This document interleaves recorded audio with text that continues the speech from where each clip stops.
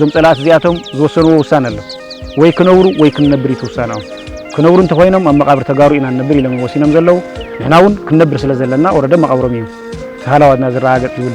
ኣብ ኩሉ ሕድሕድ ተጋላላይ ዝሰረጸ ህዝቢ ትግራይ ከምቶም መግዛእቲ ተቀቢሎምን ኣሜን ኢሎምን ዝኸዱ ህዝቢ ተዝኸውን ነይሩ ክሳብ ሕዚ ኣብ ክብሩ ኣብ መንነቱ ኣብ ንያቱ ኣብ ትግራዋይነቱ ጸኒዑ ክነብር ይኽእል ነይሩ ድሕሪ ምልዓል ህዝቢ ትግራይ ኩሉ ግዜ ዝገብሮም ነገራት እንታይ እዩ ይውደብ ይዕጠቕ ህዝባዊ ኺናት እዩ ዝውልዕ ሱኢልካ ብሰራዊት ብምልሻ ወይ ከዓ ብዕጡቕ ሓይል ዝግበር ውግእ የለን ኣብ ትግራይ ከም ህዝቢ ይስለፍ ሰራዊቱ ወዲቡ ደቁ ወዲቡ ዕጢቑ እዩ ዝዋጋእ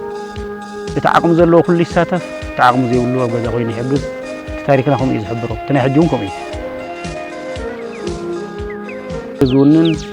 ፈሪያ እግዚኣብሔር ዘለዎ እዩ ህዝቢ ትግራይ እቲ ያው ክበጽሕ ዘይደልዮ ነገር ኣብ ካልኦት ህዝብታት ክበጽሕ ይደልዮ እዚ ኣማንም ብቐሊሉ ዝርከብ እሴት ኣይኮነን ኣብ ብቐሊሉ ዝርከብ ቫልዩ ኣይኮነን ህዝቢ ትግራይ ዝወነነ እዩ ብጀካ ፀረ ታንኪ ቡምባ ሒዙ ኣብ ፅርጋ ማእኸል ከፍ ኢሉ ታንኪ ክትመጽእ ከይሃደደ ከይደንገጸ ክቃጽል ምኻል እዩ ክዕኑ ምኻል እዩ ክማርኽ ምኻል እዩ ከምዚ ዓይነት ጅግነት ዝሰርሑ ተጋደልቲ ኣመራርሓ ዝፈጠርናሉ ግዜ እዩ ዘሎ ማይ بتاعم تشالنج تجارلتنا جن تلوخهم كي يعصف عمامهم كي يعصف ما يسمينا يو وخلت أمينا يلهم تلوخهم قديفهم نبذول عن الستن كم مخات تقطيبهم تلوخنا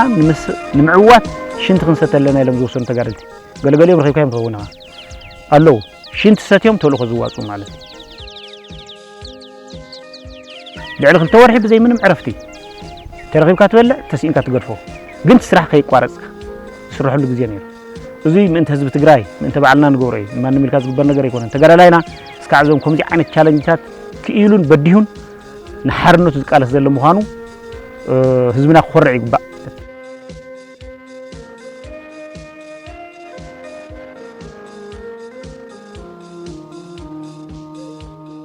كن حجون دغاغيمنا ዝገለጽና ይሁን ህና ጥራሕ ዘይኮነ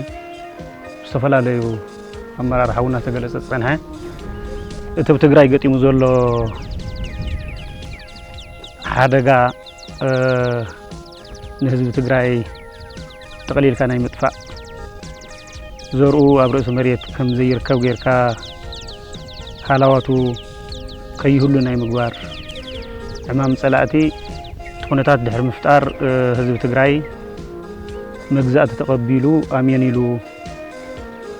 كقصل سلازي فعل تاريخون سلازي فكد حزب تግራይ تاريخون مننتون عقيو كساب حجي حلاواتو ابز هاجر زيا كنبر زغبر حزبون بسمخوان تتحايزو اتقصالي ورارات ناي وشتنا يدغن እና መከተ ዓርሶ كحلو خيلو يصنيحو እቲ ዘይበቃዕ ጽልኢ እቲ ዘይሐስስ ጸሊም ታሪክ ካብ ዘመን ናብ ዘመን ተሰጋገረ ሕዝብትና ሀና ወለዶውን በጽሑስ ንኻልኣይ ሳልሳይ ክንሳተፈሉ ተገዲድና ደቅናን ኣሕዋትናን እውን ናይዚ ሓደጋዚ ተጠቃዕት ኮይኖም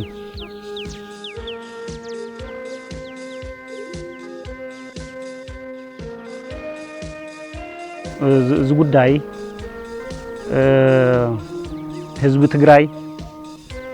ከምቶም መግዛእቲ ተቀቢሎምን ኣሜን ኢሎምን ዝኸዱ ህዝብ ተዝኸውን ነይሩ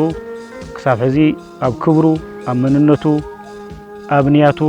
ኣብ ትግራዋይነቱ ጸኒዑ ክነብር ይኽእል ነይሩ እንብ ስለ ዝበለ ጥራሕ ጸኒሑ ሕጂ እውን ናቀጸለ መጽኡ እቲ ታሪክ ሕጂ ዝጅምር ኣይኮነን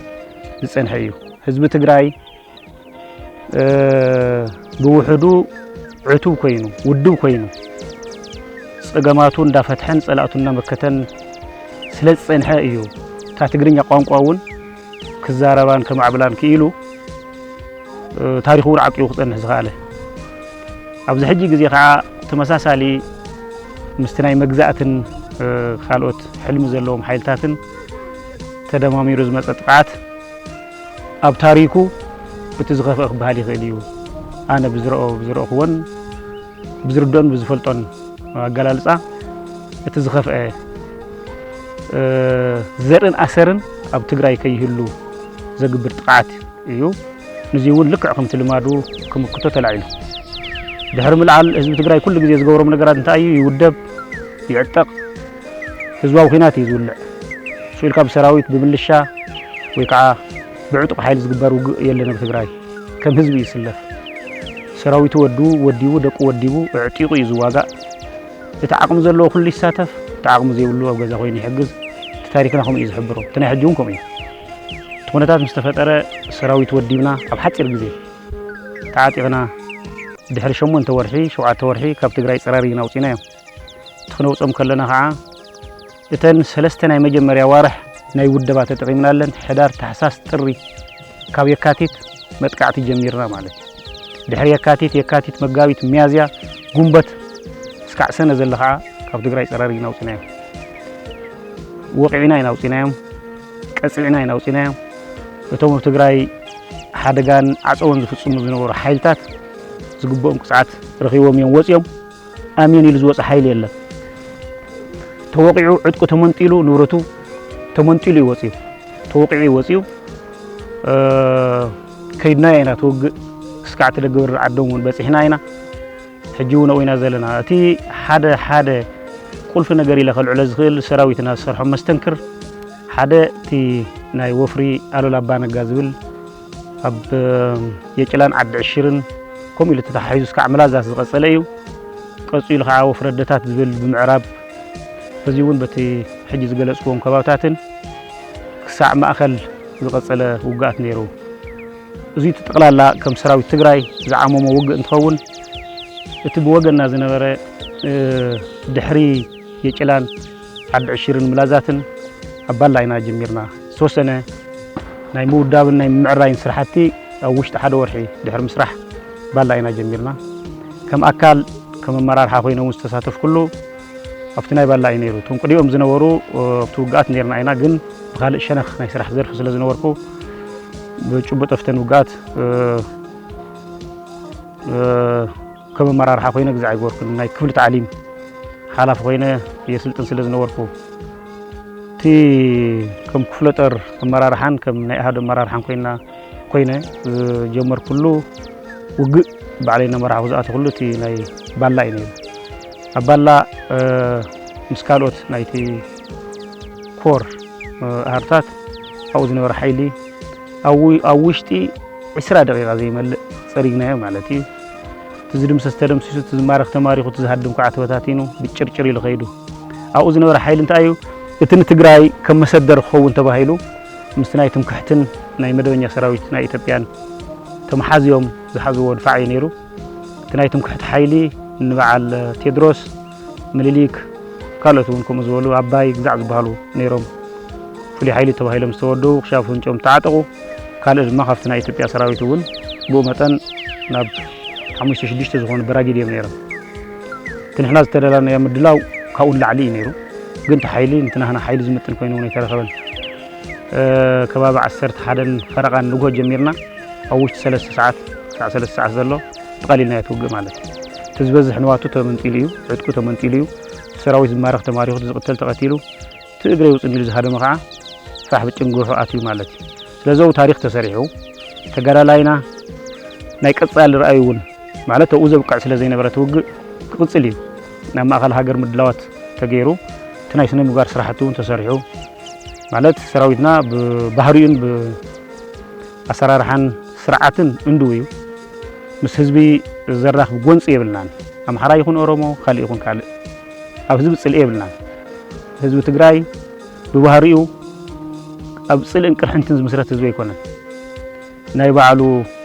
ስርዓት ክብሪ ዝውንን ፈሪያ እግዚኣብሔር ዘለዎ እዩ ህዝቢ ትግራይ እቲ ኣብኡ ክበፅሖ ዘይደልዮ ነገር ኣብ ካልኦት ህዝብታት ክበፅሕ ኣይደልን እዚ ኣብ ማንም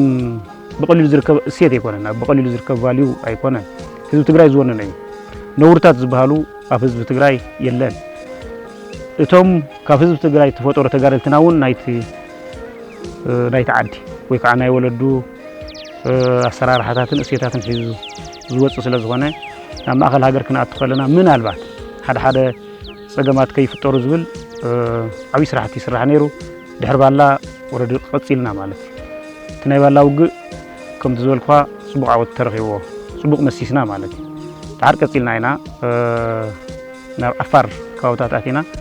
በዚ ሕጂ ጉጉዶ ገለ ዝበሃል ዓዲ ጌርና ወሪድና ኣብኡ ዝነበሩ ሪራይ ንኣራረና ስካዕ እዚ ናይ እዋ ዝበሃል ከባቢ በፂሕና ኣብ እዋ ጥንክር ዝበለ ውግእ ገጢምና ምስ ኮማንዶ ገጢምና ከም ኣርሚ ከም ክፍለ ጦር እውን ኣብኡ ተሳቲፍና ተጋዳላይና ብዘይ ዕረፍቲ ካብ 12 ንጎ ሰዓት 12 ንጎ ጀሚሩ እስካብ ሰዓት 11 ምሸት ዝተዋግአሉ ግዜ ኣሎ ከቢድ ውግእ ኢልና እውን ንሓስቦ ማለት ከም ክፍለ ጦር መስተንክራዊ ስራሕ ዝተሰርሐሉ እዩ ሽዑ ብዘይ መብረ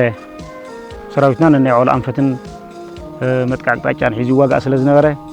በትሕና ዝነበርናዮ ናብ 7 ግዜ 6 ግዜ ሰራዊት ናባራረ ኮማንዶ ወሲኹ ዋጋእ ከሎ ምን መዓልቱ ተዋጊእና ካለሽ ሸቢልና ካብኡ ከይቅፅል ጌርና ይሆን ናይ ምጥቃዕ ድሌታት እውን ነይሮሞ ከምና ናስ ናይ እዋ ዝበሃል ከባብታት ሓራ ውፂናዮ ቀፂልና ኣብዚ ናይ ጭፍራ መቃርብ ዝቢሉ ሓዳባ ዝበሃል እዞም ከባብታት ንሳቶም ናይ ምክልኻል ዝተወሰነ ሒዝና ነርና ኣብኡን ሓየልቲ ውግኣት ተካይድና ፀላይ ብዝግባእ ተወቂዑ ኣብ ዘለዎ ጠጠብ ክብል ጌርናዮ ማለት እዩ ካብኡ እናቐፀለ እዩ ዝኸይድ ስለዚ ፍቲ ናይ መጀመርያ ዝነበረና ጠቕላላ ናብቲ ጠቕላላ ውግኣት ምእታው እዞም ከምዚ ዝበሉ ውፅእ ዝበሉ ሓይልታት እናኸራኸምካ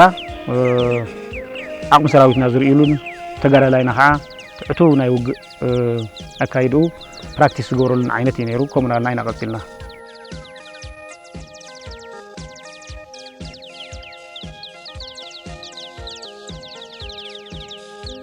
እቲ ናይ እዋ ከባቢ ዝተወሰነ ናይ ምክልኻል ግዛዕ ሒዝና ነርና እቲ ከባቢ ከም ትፈልጦ ብጣዕሚ ሃሩር እዩ ሙቐት ዘለዎ እዩ ብዙሓት ነገራት የድልኻ እዮም ኣብኡ ንምውጋእ ሓደ ዝኸፍአ ዝገብሮ እቲ ናይ ማይ እዩ ናይ ተፈጥሮ ፀገማት ኣለዎ ኣብኡ ምውጋእ ይከኣልኒ ኢልካ ኣይትውስንን ግን ከም ወታደራዊ ስልቲ ዝሓሸ ናይ መዋግኢ ኣንፈት ክትመርፅ ስለ ዝግባእ እቲ ናይ እዋ ዝነበረ ንግዚኡ ኣቂምና ናብ ሃራ ዝበሃል ከባቢና ናይ ኣምሓራ ከባቢና ጉዕዞ ጌርና ሃራ ማለት ካብ ጭፍራ መፂኻ ዝርከብ ዓበይቲ ክራናት ዘለውዎ ፀላእ እውን ዓብይ ዋጋ ዝህቦ እዩ ናብቲ ከባቢ ንሱ ሓውስን የማን ስለ ዝኾነ ናብኡ ናብቲ ናይ ኣምሓራ መሬት ምእታው ምስ ጀመርና እቲ ናይ ኣብ እዋ ዝነበረ ሓይሊ ያው ብድሕሪት ገይሩ ናብቲ ናይ ሃሮ ከባብታት ክሓልፍ እዩ ተገዲዱ ኣብኡ ሓደ ኣብ ጥንክር ዝበለ ናይ መከላኸሊ ቦታ ሒዙ ንሕና እውን ዝተወሰነ ምክልኻል ጌርና ፀኒሕና ነርና ድሓር እቲ ኩነታት ተፀኒዑ ኩሉ ብላዕሊ እውን ተወሲኑ ክውቃዕ ከም ዘለዎ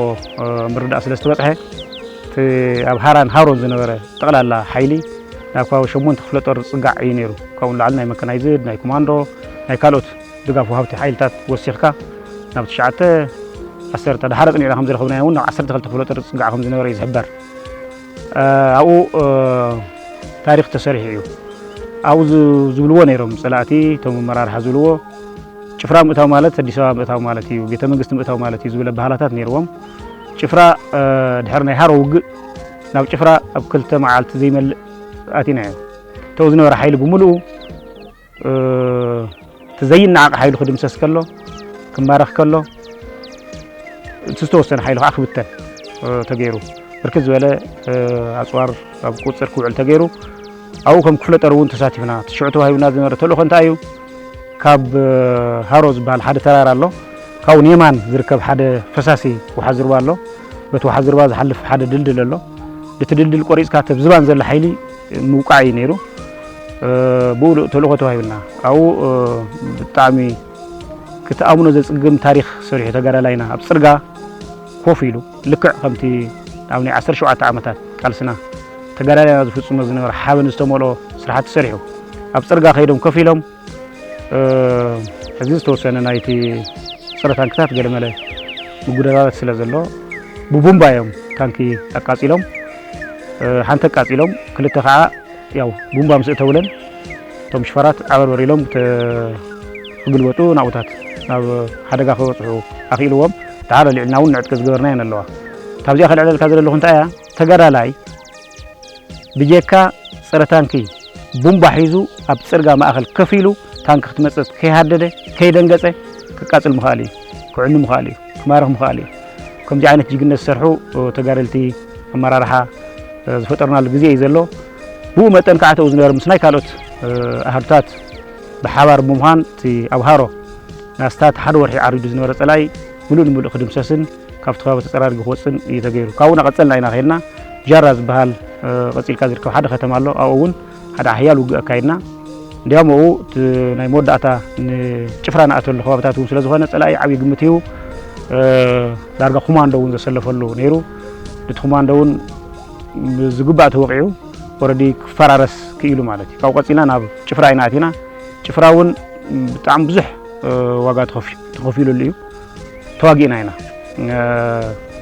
ኣብዚ ክነልዕሎ ንደሊ ነገር እንታይ እዩ ካልኦት ምሳና ኣሲረን ዝነበራ ከም ኒሓ ዝበላ ፍሉጣላት እውን ታሪክ ሰሪሐን እየን ንሓና ሓውሲ ብፀጋም ንሶም ሓውሲ ብየማን ኮይና ኢና እቲ ከተማ ጥቂዕናዮ ለይቲ ኣቲና ዳርጋ ናብ ወጋሕታ ከባቢ ሙሉእ ንሙሉእ ተቋፂርና እቲ ከባቢ ሙሉእ ነፃ ኣውፂናዮ ማለት እዩ ኣብኡ ዝነበረ ሓይሊ ከምቲ ዓንትዎ ዝበልኩኻ ካብ ሃሮ ጀሚሩ ዝቐፀለ ስለ ዝነበረ ዝተተሓሓዘ ስለ ዝነበረ ናብ 12 ፅጋዕ ክፍለጠር ኣብቲ ከባቢ ክመክን እዩ ተገይሩ ማለት እዩ ስለዚ ኣብኡ ዝነበረ ኣድማዒ ውግእ ዳርጋ ከም ነቲ ግንባር ጥራሕ ዘይኮነ ከም መንግስቲ እውን ሓውሲ ነቕነቕ ዘበለ ስራሕ ከም ዝተሰርሐ ደጋጊምና እውን ሓደ ገምገማት ንሪኦ ስራሕቲ ተሰሪሑ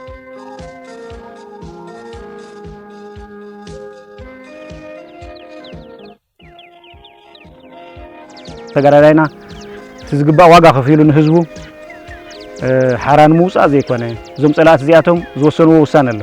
ወይ ክነብሩ ወይ ክንነብር እዩ ትውሳነኦም ክነብሩ እንተኮይኖም ኣብ መቃብር ተጋሩ ኢና ንነብር ኢሎም ወሲኖም ዘለው ንሕና እውን ክንነብር ስለ ዘለና ወረደ መቃብሮም እዩ ተሃላዋትና ዝረጋገፅ ዝብል ኣብ ኩሉ ሕድሕድ ተጋዳላይ ዝሰረፀ ወይ ከዓ ዝተተሓዘ ተሓሳስባ ስለ ዝኾነ ካብዛ ኣንግል እዙ ኢና ተበገሰ ዝኾነ ይኹን ዓይነት ዋጋ ንምክፋል ድልው ዝኾነ ሓይሊ ኣለና ናይ ጭፍራ እቲ ዝሃደም ሓይሊ ኦረዲ ተዳኺሙ ካብቲ ዝነበሮ ዝተደላደለ ናይ ድፋዕ ስራሕን ናይ መሰናኽል ስራሕን ተፈናቂሉ ስለ ዘሎ ሕዚ ንምርካቡ ቀሊል እዩ ንምውቅዑ እውን ቀሊል እዩ ኣብ ርእሲ መሬት ኢኻ ትረኽቦ ኦረዲ ሽዑ ከም ሓይልኻ እዩ ዘዋፀካ ሽዑ እናርከበ ሰራዊት ካዕ ወዓማ ዝበሃል ከባቢ ኢና ወቂዕናዮ ዳሕር ዝተወሰነኡ ምምዕራያት ጌርና ከዓ እቲ ወዓማ ዝበሃል ከይድና ተኸቲልና ንሓፍበሉ መደረሊ እዚኦም ሓሰንዳስ ዝበሃሉ ከባብታት ዳርጋ ናብ ሓደ መዓልቲ ዝኸውን ሓራ ኣውፂና እዮም ካብኡ ቀፂልና እቲ ብጣዕሚ ዓብዪ ውግእ ዝተኸያደሉ ካሳጊታ እዩ ነይሩ ኣብ ካሳጊታ እቲ ሕጂ ዝብለካ ዘለኹ ካብ ላዕሊ ካብ ጭፍራ ጀሚሩ ካብ ሃሮ ጀሚሩ ተታሒዙ ካብ ጃራ ጀሚሩ ዝኸድ ዝነበረ ሓይሊ እቲ እናተመላለቆ ዝኸድ ዝነበረ ሓይሊ ዝተወሰነ ግዜ ረኺቡ ኣብ ካሳጊታ እዩ ወዲብዎ ፀኒሕና ካሳጊታ ክብለካ ከለኹ ሪኢኻዮ ትኸውን እንተኾንካ እቲ ከተማ ኣብ ዓሚቑ እዩ ዘሎ ትሕቲ ዓብዪ ጎቦ እዩ ዘሎ እቲ ምእተው ዝበሃል ብምሉእ ብድፋዕ ኣጠናኺሩ ሒዙ ኢብን ብታንክታት እውን ኣጠናኺሩ ሒዙ ኣብኡ ብርክት ዝበላ ታንኪ ነይረን ብርክት ዝበለ ዙ 23 ነይሩ ድርዓት እውን ነይረን ከም ፒኤምፒ ፒቲአር ዝመሳሰላ ኣሎ ዝብሎ ኩሉ ኣቢልዎ ነይሩ ምክንያቱ እንታይ መስለካ ከምዚ ዓይነት ድሩዕ ዝገበሮ ካብኣ እንተ ወሪድካስ ካብኣ እንተ ለቂቑስ ኦረዲ ሚለ ኢኻ ትኣቱ ናብ ሚለ ንምእታው ዝኽልክል ነገር የለን ስለዚ ኣብኣታ ዘላን ዘየላን ሓይሉ ተሃገብር ኣለዎ ክጥቀም ክኽእል ኣለዎ ካብዚ ሓሳብ እዚ ተወጊሶ ብርክት ዝበለ ሓይሊ ኣቕሚጡ ኣፅዋር ኣዳልዩ እዩ ነይሩ ኣብኡን ሓያል ውግእ ኣካይድና ዳርጋ ረፋድ ከባቢ ኢና ኣቲና ኢና ኣብኡ ረፋዱ ሙሉእ መዓልቲ ውግእ ውዒልና ምሸት ውግእ ሓዲርና ንጉሆ ኢና ልቂዕና ኢኻ ካብኡ ልቂዕና ላዕሊ ኣሎ ሓደ ዓብዪ ጎቦ ክቡዖ ዝበሃል ናብቲ ክቡዖ ዝበሃል ከባቢ እዩ ወፂኡ ኣብ ላዕሊ ዓሪዱ ሒዙ ማለት እዩ ድሓር እቲ ከባቢታት ነፃ ምስ ገበርና እቲ መስመር ንሱ ካብ ቡርቃ ካብ ላዕሊ እዩ ዝመፅእ ካብ ባቲ ካብ ላዕሊ ዝመፅእ መስመሪ ኦረዲ ሓደ መስመር ቆሪፅና ኣለና ማለት ሓደ ሳፕላይ ዝገበረሉ ዝነበረ ሓይሊ ዝውድበሉ ዝነበረ ዝቀራርበሉ ዝነበረ ቆሪፅና ኣለና ማለት እዩ ድሓር ትቐርታ ናይ ሚለ እያ ነይራ ናብ ሚለ እዩ እኒሄ እቲ ናህሪ እዚ እውን ዝዓገተ ሓይሊ የለን ናብኡ ንምኻድ ናይ ባዕልና ምምዕራያት ግድምያ ክንከውን ንኽእል ኢና ድሓር ክንገልፆ ንኽእል ኢና ዓድል ተረኺብና እንተዘይኮይኑ ግን ሓደ መስመር ተቆሪፁ እዩ ኣብቲ መስመር እሱ ንምቁራፅ እውን ከምቲ ዝብለካ ዘለኹ ብጣዕሚ ከቢድ ውግእ ተኻይዱ ምስ ታንክታት ተራፂሙ ተጋዳላይ ኣብኡ ሓደ ሓደ ግዛዕ ክዕልለካ ገለ ኣሃዱታት ካብ ቦጠለን ባዕለን ተወዲበን ማለት እዩ ሓይልታት ታንኪ ክንማርኽ ኢና ኢለን ዝኣተዋ ነይረን مس زنبر خونتات سينا بعلنا بخال من قد خنفتح خابزول زترفنا زي كوين تانكي خيدو بيدو خمارخ استرالوا هابزات نيران بجبط ريبورت غيرنا الناس تقبلنايو تحرينا بخال من قد خنفتح خمزلنا زحاسبنا المال زهر وينو تو زنبر حيلون بتزقبا توقعو نافت زلكا زل كبع زبال لعل عبيت غوتا توصي قعرد يتجدد سلاج تخباون بتناي تغارينا مرزا وقعيت حيال وقعيت نصا وصيو ني قصال ناي ميله وعزنا بچو كنتاس فطرنالو كنتات نيرو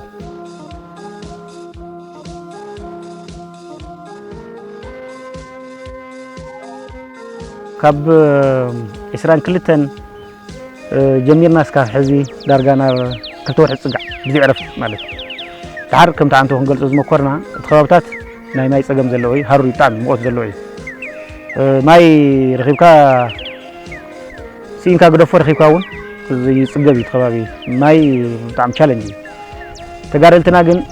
تلوخوم كيعصف عمامهم كيعصف ماي صمينا يو خلطمينا يلوم تلوخوم غديفوم نابزول عن ستن كمخات تقطيبوم تلوخونا نمعوات شنت خنستلنا يلم زوسن تغارلتي غلغلي برخيبكا يمفونا الله شنت ستيوم تلوخو زواصو مالك كيبلعها تلوخو تواصا مالك لعل خلت ورحي بزي منم عرفتي ترغيبكا تبلع تسينكا تغرفو قنت سراح كيقوارص سرحو لغزي نير ازي من حزب تግራይ من تبعلنا نغوري ما نملكا زغبر ነገር يكون تغرالاينا اسكعزم كومزي عينت تشالنجات كيلون بديون نحرنوت ዝቃለስ ዘሎ ምዃኑ ህዝብና ክخرع ይግባ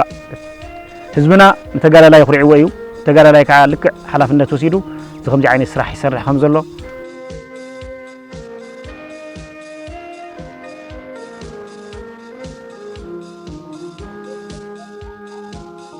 سراويتنا تنحنا زنورنا يغنبار تحجز غلص كوي ميلن متاو 60 كيلومتر يانيرا ترفت باتي برقا اتيناينا مالتي كاون ميلس 60 كيلومتر اتيناينا ناي 3 ساعات سراويتنا زغدو كايدا مالتي اتي افتي افدغ ور اديس ابا زبص سراويتنا ون اديس ابا نمتاو تحت 200 كيلومتر بصي تريفو نير ناون متاو طعم قليل اندحر تعقم له خوينو تناي صلا عقم له خوينو بتزارو متن تخوين تعقم اسكع بحر دبر برهان صقع زبصح انت يسرح نيرا اسكع نميل افن وصح انت يسرح نيرا تحقهم يكون تحقي من تبعلناي نحنا مسناي سلام دليت مسناي سلام عمامنا تتحيزو توسنه وسانه نبر ካብ ናይ ጸላቱ ጽዕኖ ዝመጸ ነገር የለን ምክንያቱ ናው ክንከይድ ዝኸልከለና ሓይል አይነበረን ተስተረፈና ቦታንም ሓዙን ዝኸልከለና ሓይል የለን አድላይ እንተ ኮይን ሕዙን ክንጎሮ ንኽእልና ማለት ምንም ጥርጥር የብሉን ህዝብ ትግራይ ብዙ ክጠራጠር የብሉን ህዝብ ትግራይ ታቂ ፈልጦ ይመስለኒ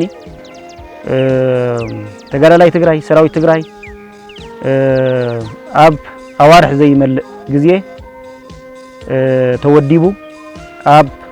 አዋርሕ ውሽጥ ከዓ ዕስለ ሰራዊት ጥራሕ ዘይኮነ عسل سراويت زسلف هاجرات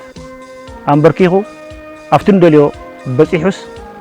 تي منبر سلطانهم حدقة سرح تسريحس كاو بناي بعلنا طاطا بناي بعلنا قداي نسرحنا يلنا مسناي سلام ركباتنا تحاز تسرح سرح كم عاوت وسيركا نهزم مدنا غرفت قبلي غليو تحزقو حيفو مزمز زلو ناي دو منسي تحزقو حيفو مزمز زلو ناي اوروبو منسي حزدنا غير زلنا يم حرام منسي ناي كالوت بيهر سبات منسي ፖለቲካ ሱና ተመገበይ ፖለቲካ እዚ ንዝ ሃገር እዚ አዘጥፋ አንበር ዘልማ አይኮነ ገለገሊው አመንገድ ዝራገፍ አመንገድ ዝራገፍ ማለት ማለት እዩ አብዘይ ጉዳይ ዛቱ ኃይል አለ አብዘይ ናቱ አብዘይ ጣጡ ዛመሪ ዝፈልጠ ነገር ይውል ብዛባ ኢትዮጵያ ይም ዝፈልጠ ነገር ይውል ኃይል አለ ብዛባ ደቡብ ክንዛረም ተኺልና ደቡብ ካብ መንግስቲ ኢትዮጵያ ጀካፍተና 27 ዓመት ጥርት ጥቅም ይረክብ ፍለጥ ከም ህዝብ ዘይቁጠር ህዝብ ህዝብ መሳርሕ ዮሚ ኦሮሞ ተናይ 27 ዓመት ተዘይ ኮይኑ ቅድሚኡ ዝነበረ ከም ህዝብ ይረአ እቶም ሓራይ ምናልባት ከም ህዝብ ዘይኮነ ከም ኢሊት ወይ ከዓ ከም ሰበ ስልጣን ተጠቀምት ሆነ ይፈልያ ካብዚ ወፃኢ እቶም ጉዳይ ዚኣተው ህዝቢ እቶም ጉዳይ ዚኣተው መንእሰይ ቀጻለ ይኮነ ቅጽለ ይኽእል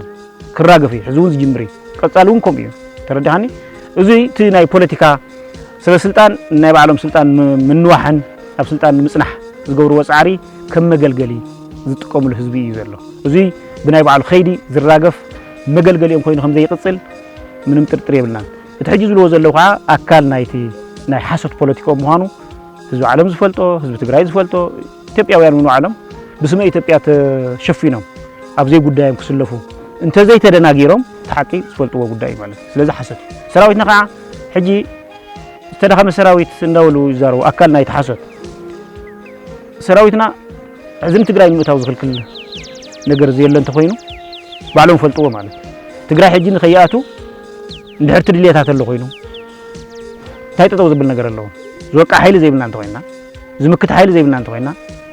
ኣብቲ ወሰና ወሰን ጠጠው ዝብል ነገር ኩሉ ይኽእል ተረዲኻን ሰራዊትና ብናይ ባዕሉ ጉዳይ ናብ ቦታታቱ ወይ ከዓ ናብ ወሰን ከባቢታቱ ምምላስ ማለት ምጥንኻር እዩ ዘርእየካ በሰላም ዘለዎ ድሌት እዩ ዘርእየካ ድሓር እቲ ንሶም ናይ ፖለቲካ መሳርሒ ገይሮም ዝጥቀምሉ ዲስኩር ነቶም ሰብ ስልጣን ጥራሕ ይዘግልግል ነቲ ህዝቢ ከም መሳርሒ ዝጥቀምሉ ስለዚ ሰራዊትና ኣብ ምዕሩይ ኣብ ውድብ ስነ ምግባር ኣወዳድባን ከም ዘሎ ኣብ ኣመራርሕኡ ኣብ ተጋዳላዩ ኣብ ኩሉ ኣብ ምዕሩይ ኣሰራርሓ ከም ዘሎ ክርዱ ይግባእ